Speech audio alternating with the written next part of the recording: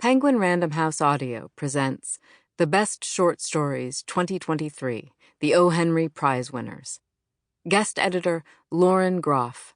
Series editor, Jenny Minton Quigley. Foreword by Jenny Minton Quigley, with an introduction written and read by Lauren Groff.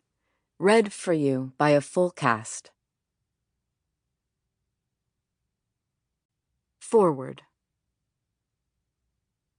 Lauren Groff is the guest editor for this year's collection of O. Henry Prize-winning stories, but perhaps it would be more accurate to describe her as the presiding curator, producer, and wizard of the anthology. A supremely talented short story writer herself, Groff brought her prodigious literary gifts to bear as both reader and judge. After observing the dedication, seriousness of purpose, and sheer energy she devoted to assembling and editing this collection, a fitting subtitle for 2023 could have been Trying to Keep Up with Lauren Groff. While her own stories mesmerize, populated with characters that Laurie Moore has called bewitched eccentrics, Groff's love of the short story transcends the ways in which she herself chooses to use the form. She seeks stories that take risks and surprise, and her wide and inclusive search for the best examples of those took her around the globe this year. This collection includes 2 brilliant stories published abroad in English, a first for the O. Henry. The Black Hills, first published in The Stinging Fly in Ireland, and The Mother, which first appeared in Disruption, New Short Fiction from Africa, Short Story Day Africa. Their respective authors, Eamon McGuinness and Jacob Mahango, are making their American debuts in this book. Groff also selected 3 stories in translation, 2 from Spanish and 1 from Danish, and chose works by writers of many different origins: Nigerian, Venezuelan, Danish, Spanish, Fujian, Irish, English, Munsee, Lenape, Mexican, and North American. Furthermore, in a move that is probably unprecedented in the O. Henry Prize's history, Groff selected 20 stories from 20 different magazines and literary websites, including 2 brand-new journals, Astra and The Drift. Each magazine has its own beat, and by carefully determining the order in which the stories appear, Groff orchestrated a coherent and thrilling reading experience. O. Henry's friends established the O. Henry Prize in 1919 to honor him with a memorial that, in their words, would strengthen the art of the short story and stimulate younger authors. The talented group of 2023 O. Henry Prize winners is a clear demonstration of the ongoing vigor of the short story form, and we hope that their craft, imagination, humor, and insight will inspire readers, writers, teachers, and students everywhere. O. Henry was an anti-snob, and in that spirit his eponymous prize is not meant to foster a club of literary insiders, but to provide an exciting and accessible sampling of many of the absolute best contemporary writers. Every year we include at the back of the book an updated listing of journals with their contact information, which we hope writers, both aspiring and established, will find useful. In 1909, the year before he died, O. Henry conducted an autobiographical interview for the New York Times. It appeared under the title, O. Henry, on Himself, Life, and Other Things. For the first time, the author of The 4 Million tells a bit of the story of my life.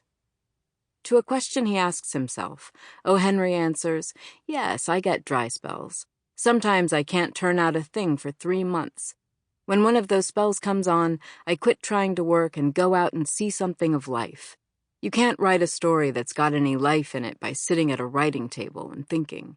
You've got to get out into the streets, into the crowds, talk with people, and feel the rush and throb of real life. That's the stimulant for a story writer." In the Writers on Their Work section at the back of this book, the prize winners share with us some of the real-world inspirations that sparked their creativity. I find that O. Henry's prescription is also true in reverse. Many of us can't fully appreciate life, can't truly take in the rush and throb of humanity at a game, on the sidewalk, in a store, or at a party.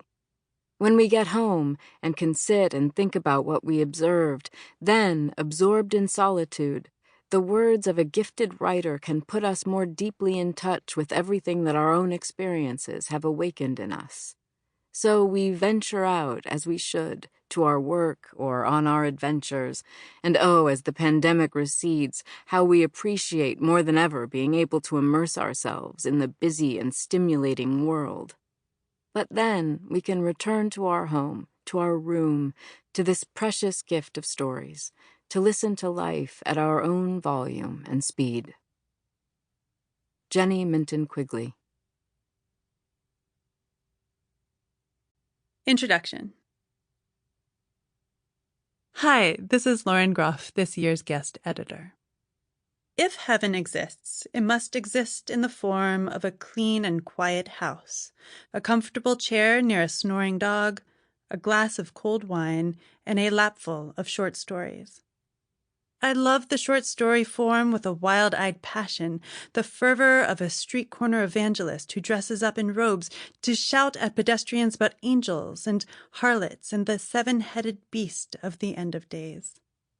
But short stories are, to me, closer to the dawn of days. They are quick, breathtaking windows into other human souls, which is where the infinite resides in my personal credo. The story form is infinitely malleable, gorgeously economical, and endlessly surprising. It is long enough to lose oneself in, short enough to deliver a satisfying gut punch. I say this to contextualize why, when O. Henry Prize Series editor Jenny Minton Quigley asked me to be this year's guest judge, I must have terrified her by responding in enthusiastic all caps within 30 seconds of her invitation. It has been a delight to revel in short stories the past several months, to read hundreds upon hundreds, written by people from all over the world, with so many exquisite voices and so many idiosyncratic understandings of what a short story is and what the form can be stretched to do. I could have selected 5 times as many great stories and made 5 equally marvelous books. Alas, I could only choose 20 stories for this year's anthology, the book you are listening to right now. But oh, what brilliant stories these are. I know it is the custom for the writers of such introductions to shout out each contribution by name with a compliment, perhaps a way of justifying for a large audience choices that are so deeply individual and subjective. I wonder, however, if this practice risks minimizing or simplifying the appeal of deeply complex stories like those that are found in this anthology, each of which is excellent in multiple and sometimes even contradictory ways. Instead, I'll say that each of these stories had to pass a few rigorous tests, the first and most important of which was that they had to show some sort of thrill or risk in terms of language or structure or plot or enigma. Something in the story had to deliver a sharp blue jolt of electricity to my nervous system. The second test was that each of the stories had to subvert my expectations, and some succeeded to the point where they made it past my deepest, most ingrained antipathies. For example, halfway through the year, I asked Jenny to please stop sending me any more first-person stories because, while there were so many perfectly competent ones coming to me, I began to resent being anchored again and again to individual consciousnesses. I began to feel at the center of a sucking collective whirlpool of anxious solipsism. It's true that ours is a largely secular time, and some of us are urged to self-help, self-care, self-seek. Far too many others among us subscribe to a sort of cranky and, to me, unbearably myopic libertarianism. All of this, mixed together, leads to a culture of somewhat hypertrophied individualism, a large-scale cult of the singular self. Perhaps because of this, the godlike third person peering down at the story's characters from its distant hover, like an enormous all-seeing hawk, can feel uncomfortable to contemporary writers. Jenny did mostly stop sending me first-person stories, but some eventually broke through to the final anthology because the writer was doing something new or the story thrived. Sample complete. Ready to continue?